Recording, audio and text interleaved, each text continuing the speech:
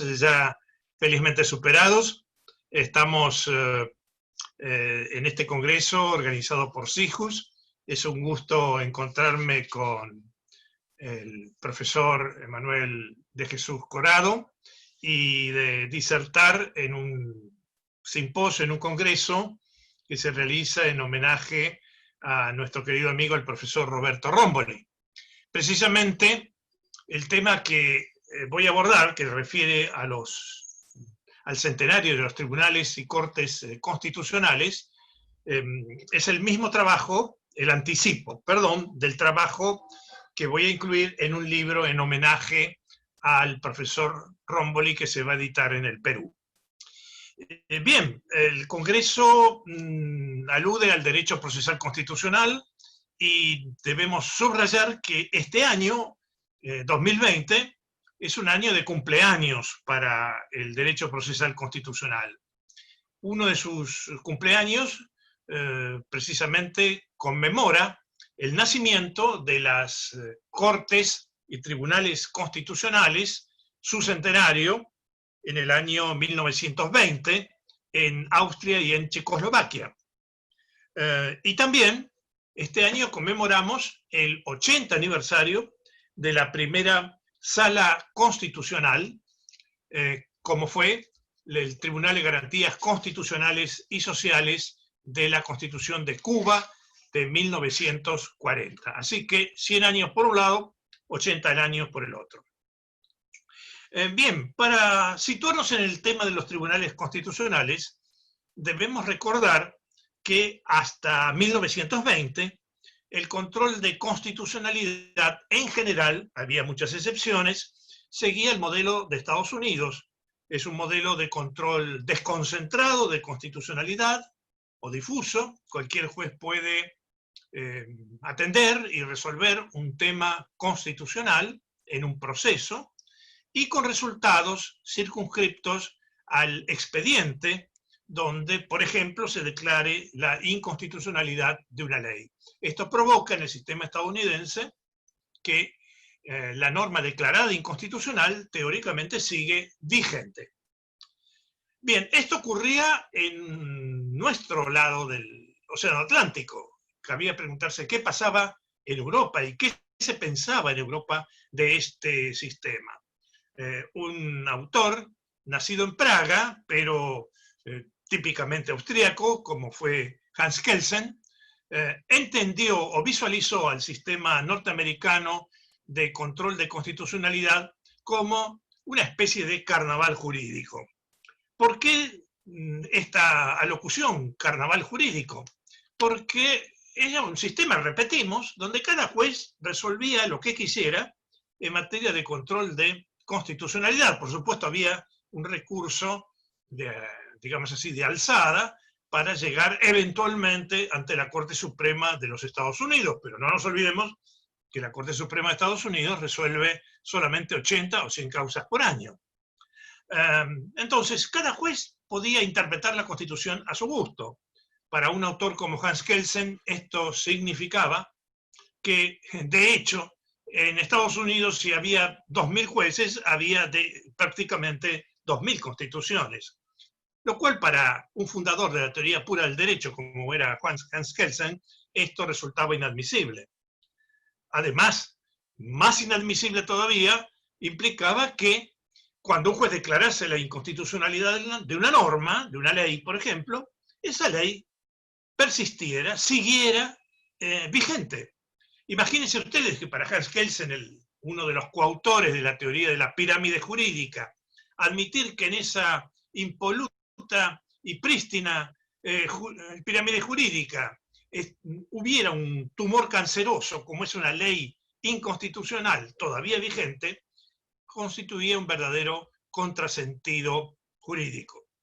Además, y para redondear las críticas al sistema norteamericano, en Estados Unidos la Judicial Review, o sea, el control judicial de constitucionalidad, no tenía ni tiene base expresa en la Constitución.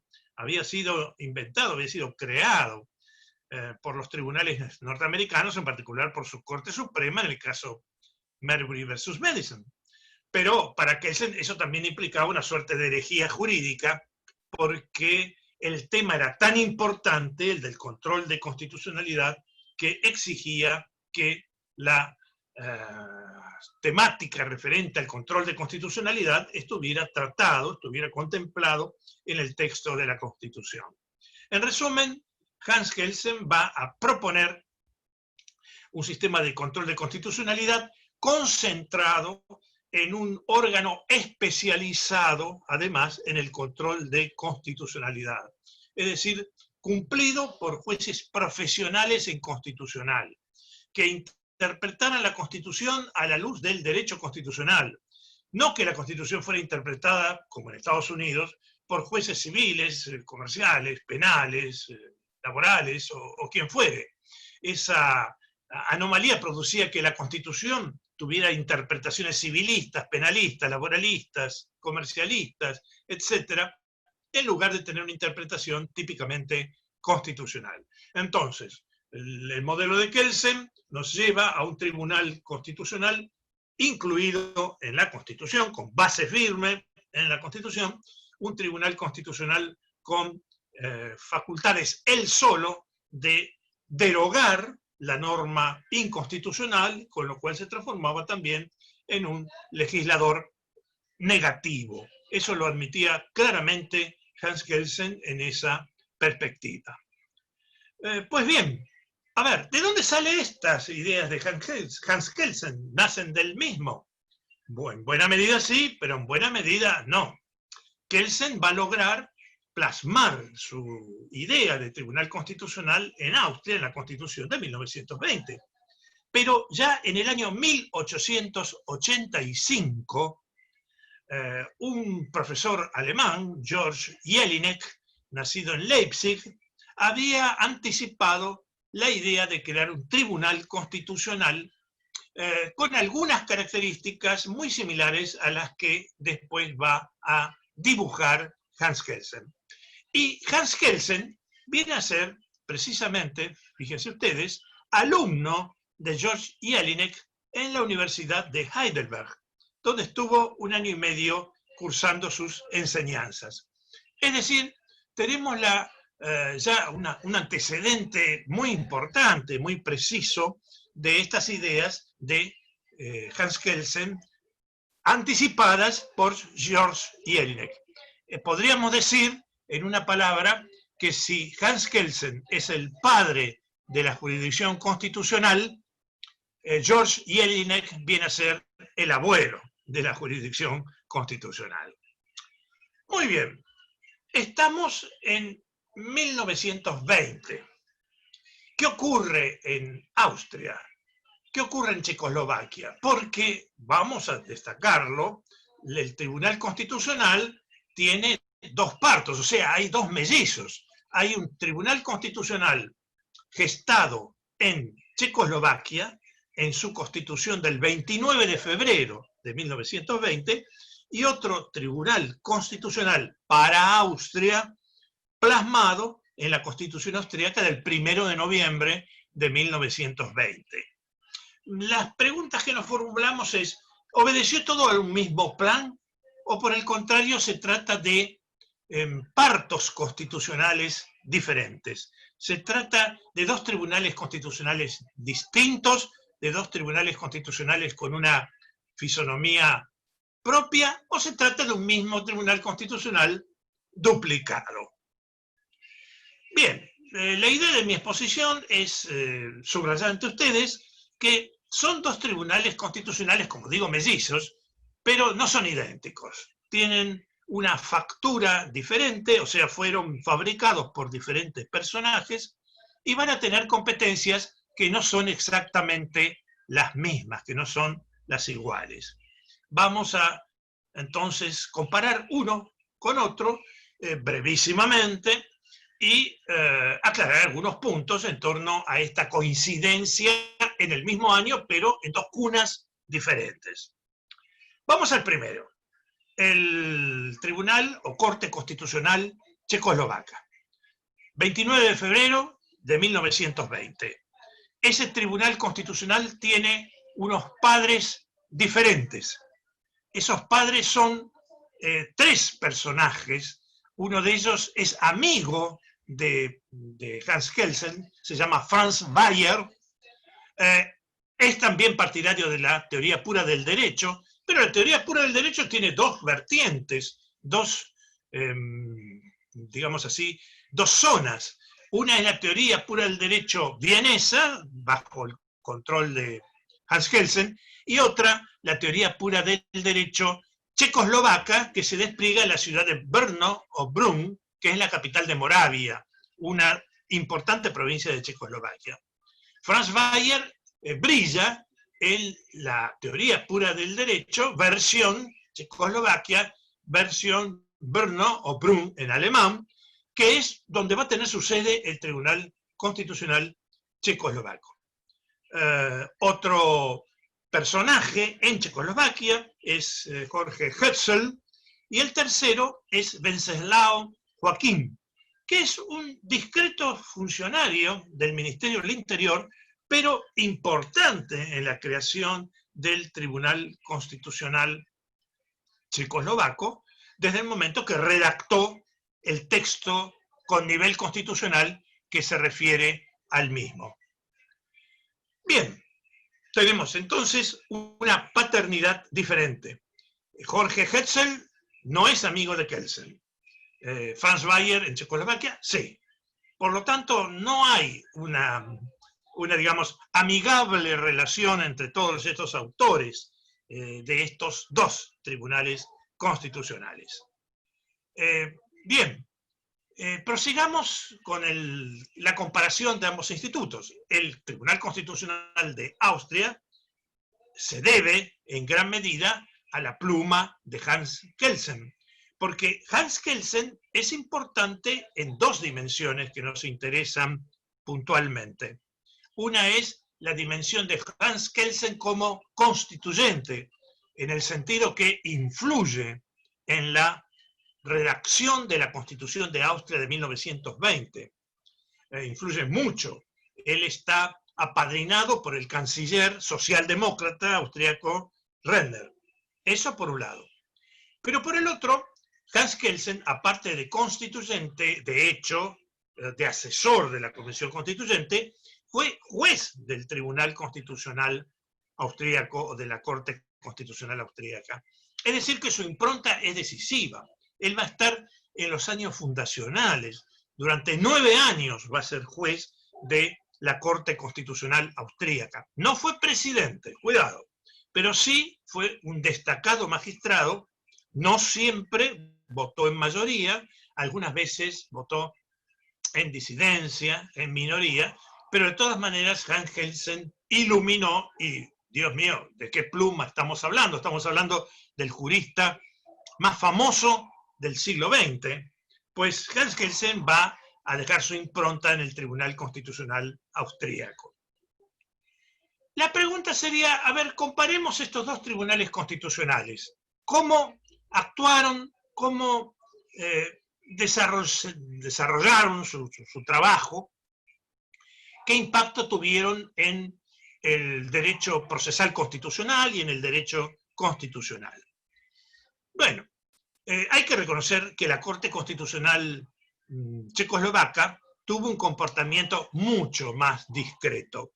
Fue un tribunal que produjo muchísimas menos sentencias que la Corte Constitucional austríaca.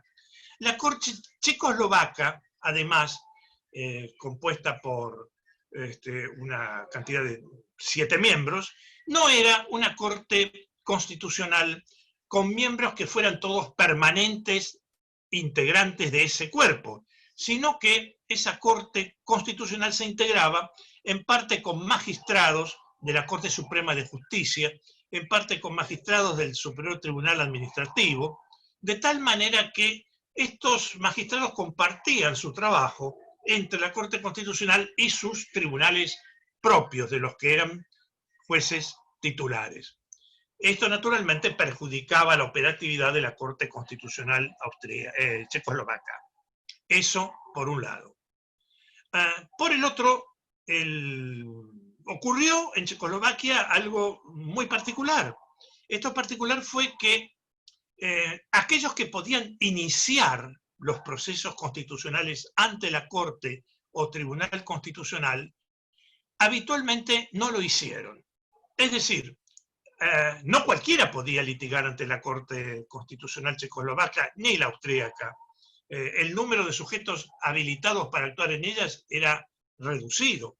En el caso de Checoslovaquia, ese número se redujo además por prácticamente por la inacción de estos sujetos que tenían legitimación procesal activa para plantear demandas ante la Corte Constitucional checoslovaca. En resumen, el producto final fue que la Corte Constitucional checoslovaca, en comparación con la austríaca, si bien fue nacida en primer término, no tuvo el despliegue, ni de lejos, que tuvo la Corte Constitucional austríaca. La Corte Constitucional austríaca, por el contrario, tenía competencias mayores que la Corte Constitucional checoslovaca, emitió numerosas sentencias, no solamente operaba como tribunal constitucional, sino además podía actuar como tribunal en el llamado juicio político o impeachment, de remoción de ciertas autoridades públicas. Fue una pieza vital para distribuir y arbitrar conflictos de competencias entre el Estado central y las provincias o länders o países que integraban la Federación Austríaca.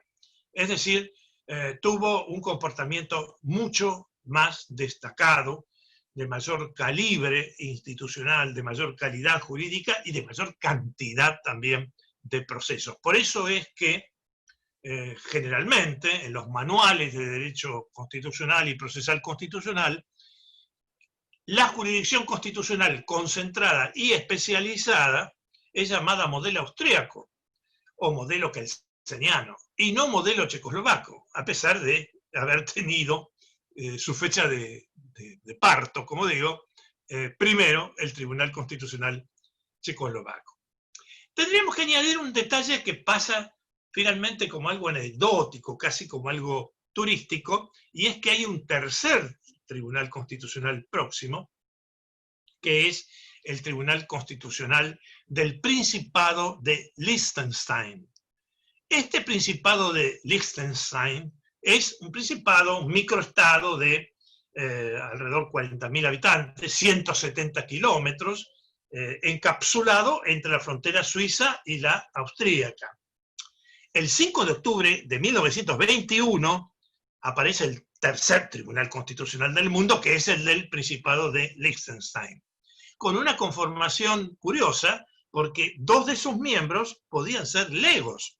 Es decir, es un tribunal mixto, integrado por jueces togados, diplomados, y por jueces legos.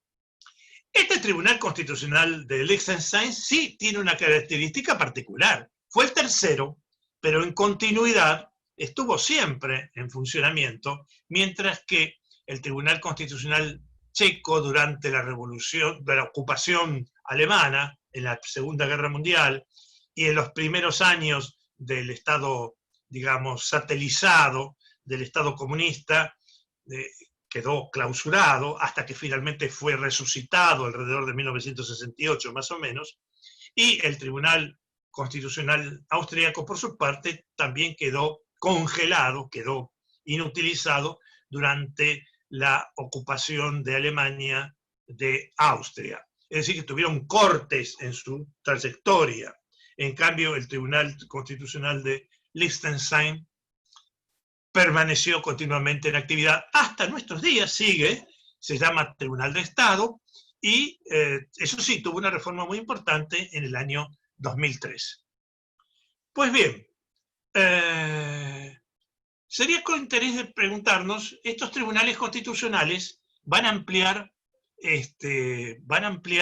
sus funciones, van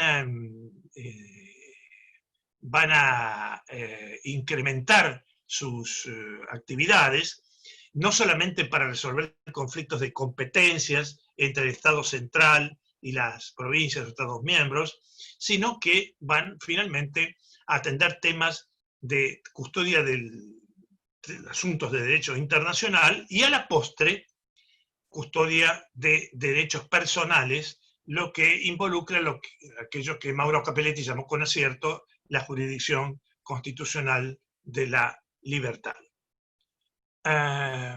Muy bien.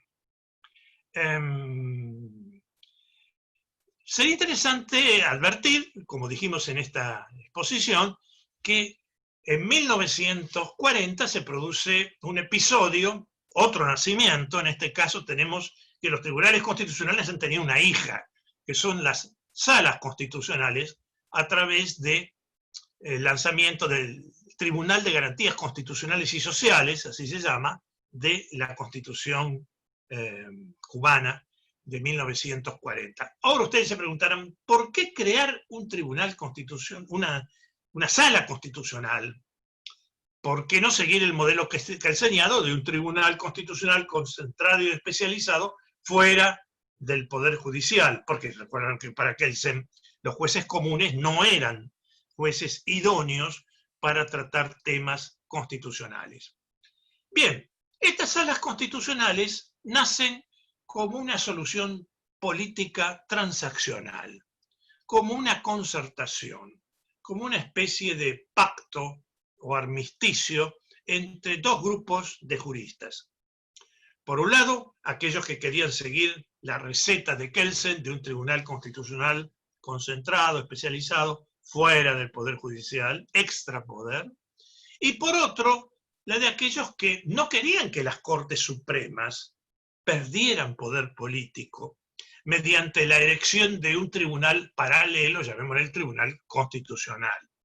Para muchos eso implicaría un golpe de gracia para la estatura política de la Corte Suprema. Para algunos eso equivalía a una especie de matricidio en cuanto a la Corte Suprema. Entonces, como una solución intermedia, se imagina en Cuba el lanzamiento de un tribunal constitucional al que llaman Tribunal de Garantías Constitucionales y Sociales, porque atendía también temas laborales, mixto, dentro de la Corte Suprema como una sala de ella. Repito, no es una solución ni buena ni mala, es una solución política entre grupos que ambicionaban soluciones puras diferentes. Sistema norteamericano, Corte Suprema, y sistema austríaco, Tribunal Constitucional, extra poder. Estas salas constitucionales, vamos a decirlo, han crecido, como me voy a referir a continuación. Bien, hagamos un reportaje ahora, tomemos unas fotografías de qué pasó después del año 1920 con los tribunales constitucionales, qué pasó después con las cortes constitucionales después de la experiencia cubana de 1940, que no fue, por cierto, demasiado feliz, porque esa sala constitucional termina siendo un órgano sometido, desgraciadamente, a la voluntad del dictador Fulgencio Batista. ¿Qué ha pasado hoy con los tribunales y salas constitucionales? Les marcaría a ustedes 2 o 3 características para ir acercándonos al final de la exposición. La primera característica es la eclosión de los tribunales constitucionales y las salas constitucionales. Es decir, el modelo de Hans Kelsen, con variaciones, se reproduce por todo el mundo, llega hasta Oceanía. Samoa, por ejemplo, tiene tribunal constitucional. La divulgación es notoria, se expande, sobre todo también, aparte de países de alta calidad jurídica como España, Portugal, Italia o Alemania, se expande en los antiguos países que integraban la Unión de las Repúblicas Socialistas Soviéticas o de aquellos estados que estaban detrás de la cortina de hierro. Bien, entonces, eclosión. Las salas constitucionales también se reproducen no con tanta intensidad, pero un detalle curioso, por ejemplo, el partido Vox en España ha propuesto hace 2 años que el Tribunal Constitucional Español se transforme en la Sala Sexta del Tribunal Supremo de Justicia de España. Y detalle importante, sobre todo para los amigos mexicanos, en un reciente estudio hecho por un joven constitucionalista mexicano, Manuel Sanz, López Sanz, ha demostrado que alrededor de la mitad de los estados de las unidades federativas de México ha asimilado el sistema de salas constitucionales. Este es un dato importante, sin olvidar que las salas constitucionales también están en otros países como Paraguay u Honduras, por ejemplo. Entonces, primera fotografía, la multiplicación de las cortes, tribunales y salas constitucionales. Otra segunda fotografía puede ser la asunción de roles nomogenéticos por parte de los tribunales constitucionales. ¿Qué quiero decir esto? Roles nomogenéticos significa que los tribunales, cortes y salas constitucionales no se limitan solamente a aniquilar normas como inconstitucionales, no se limitan a abolir o a derogar normas como inconstitucionales, sino que ocasionalmente generan normas o impulsan una actividad legisferante. Esto lo hacen por diferentes conductos. Uno es, por ejemplo, cuando detectan la inconstitucionalidad por omisión, pongamos del Poder Legislativo o del Poder Ejecutivo, cuando le instan a que dicten la norma faltante que, según la Constitución, deben sancionar. Aquí están incitando la actividad del Congreso o la actividad del presidente. Y eso lo hacen por vía de inconstitucionalidad por omisión o también por vía de las sentencias exhortativas, donde reclaman a los poderes públicos que sancionen normas que se entienden son faltantes, donde hay un déficit operativo por parte del Congreso o del presidente. Bien, eso lo tenemos así por un lado, pero también, al menudo, hoy, estas cortes o salas constitucionales elaboran ellas normas, es decir, por sí mismas, dictan no solamente sentencias exhortativas, sino también sentencias legislativas, abordando temas que el legislador o el Poder Ejecutivo no hace. Esta actividad legiferante ya podríamos considerar anómala en términos generales, pero sin embargo tiene un fuerte respaldo social, porque la comunidad contemporánea reclama reglas igualitarias y claras, reclama normas que regulen, que reglamenten procesos que no pueden dilatarse, como pueden ser, por ejemplo, procesos o acciones colectivas o de tipo estructural. Aquí las cortes o salas constitucionales, bueno, asumen un activismo algunas veces impactante, que puede llegar a la sobreinterpretación y que roza, en ciertos casos, el principio de división de los poderes. Pero es que hoy día también el principio de división de los poderes se encuentra en revisión y hay quienes aplauden estas expansiones de la judicatura siempre que sean para tutelar derechos personales, derechos humanos, de fuente nacional o de fuente internacional. Al neoconstitucionalismo, por ejemplo, más le importa que el derecho esté protegido y no quién lo protege, porque con la duda sobre quién lo protege, el derecho algunas veces termina desprotegido si ese que debía protegerlo no lo hace. Por ejemplo, el Congreso renuente a dictar normas que la propia Constitución le impone o que el derecho internacional de los derechos humanos le exige. Es decir, que tenemos un incremento sensible en el perfil de las cortes y salas constitucionales, donde aparte de resolver temas de constitucionalidad o de inconstitucionalidad, lo que hacen es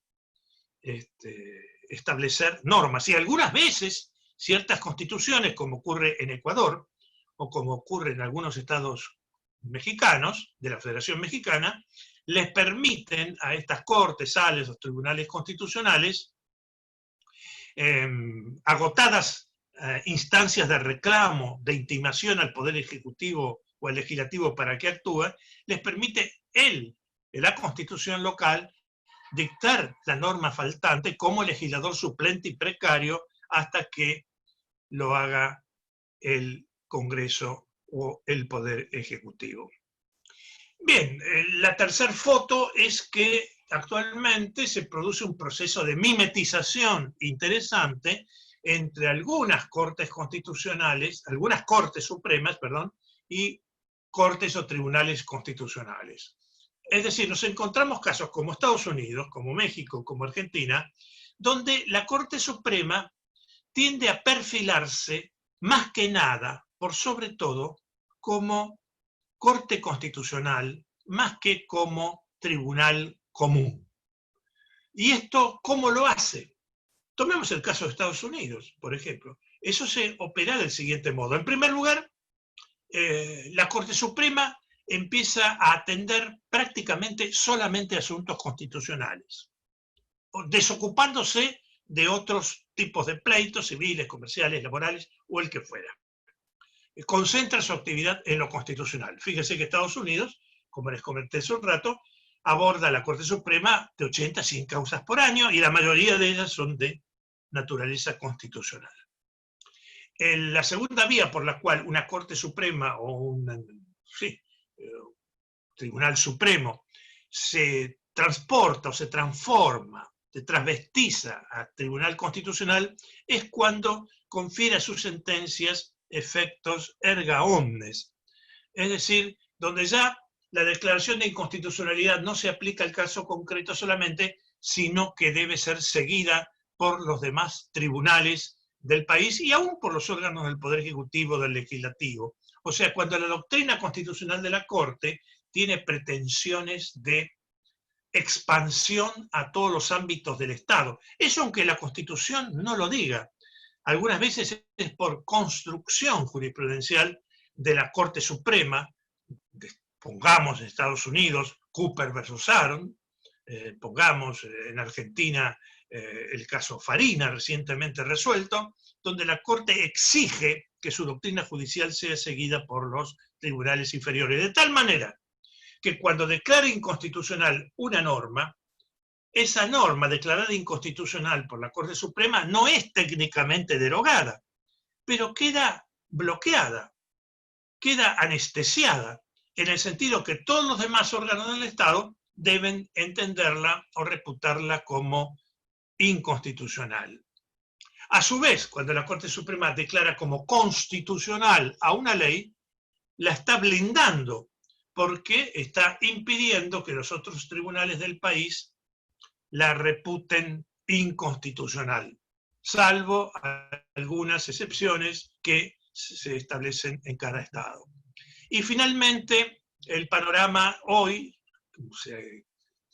se complica todavía más cuando emerge el sistema dual, paralelo, algunos lo llaman híbrido, de control constitucional, donde si queremos tomar un modelo típico, muy nítido, Perú, por ejemplo, vemos que el control de constitucionalidad está reservado al Tribunal Constitucional en ciertos casos, en ciertos supuestos, con efectos generalmente erga omnes, algunas veces con facultad de abolir la norma inconstitucional, pero paralelamente, los jueces del Poder Judicial también asumen papeles de control de constitucionalidad con efectos para el caso concreto.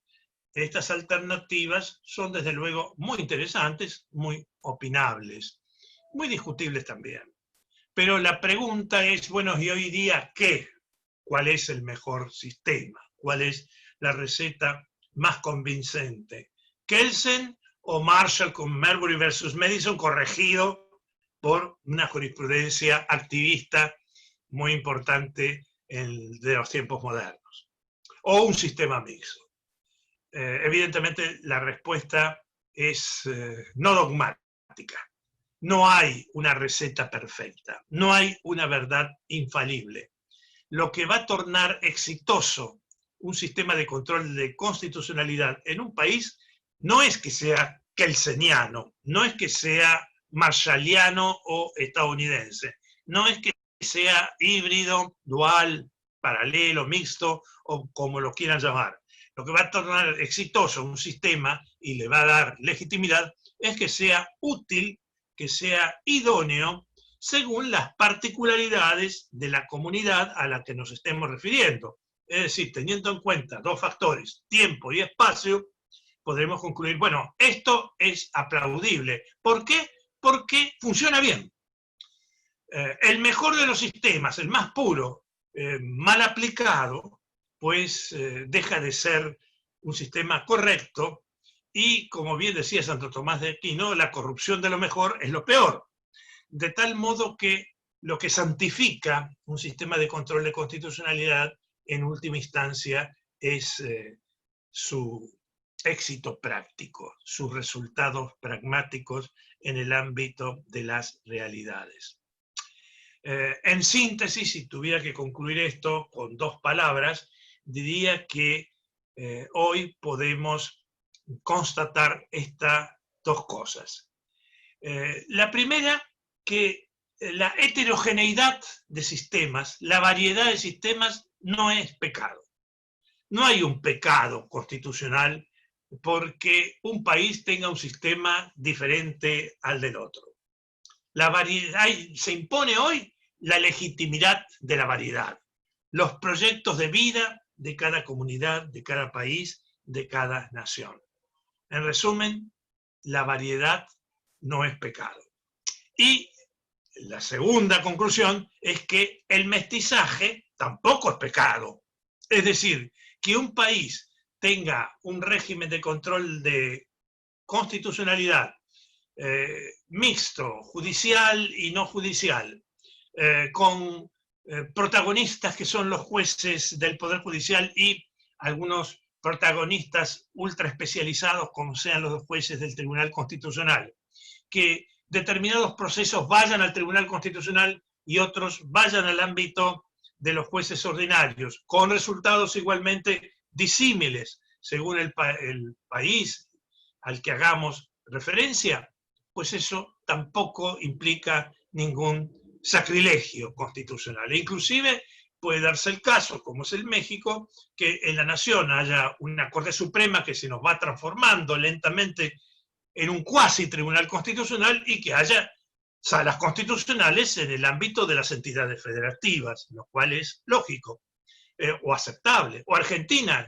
que tiene una Corte Suprema al estilo estadounidense, pero también mutada en un cuasi tribunal constitucional, y alguna provincia que ha adoptado en Argentina el sistema de salas constitucionales y otra que lanzó, aunque no lo aplicó, un tribunal constitucional.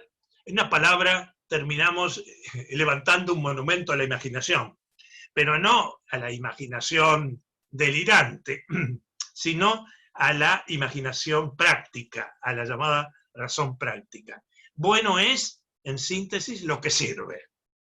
Y muchas gracias por la gentil invitación que se me ha formulado para concurrir a este importante congreso.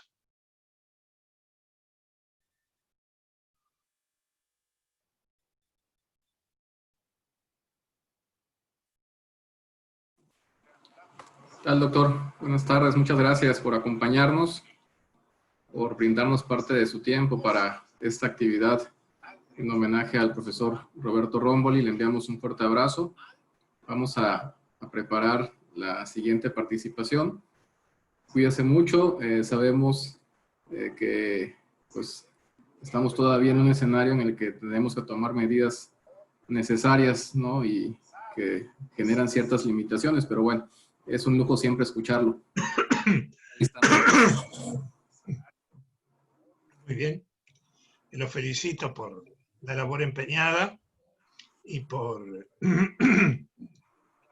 la temática abordada a través de estas deliberaciones. Un abrazo, doctor. Muchas gracias. Igualmente. Lo retribuyo con todo afecto.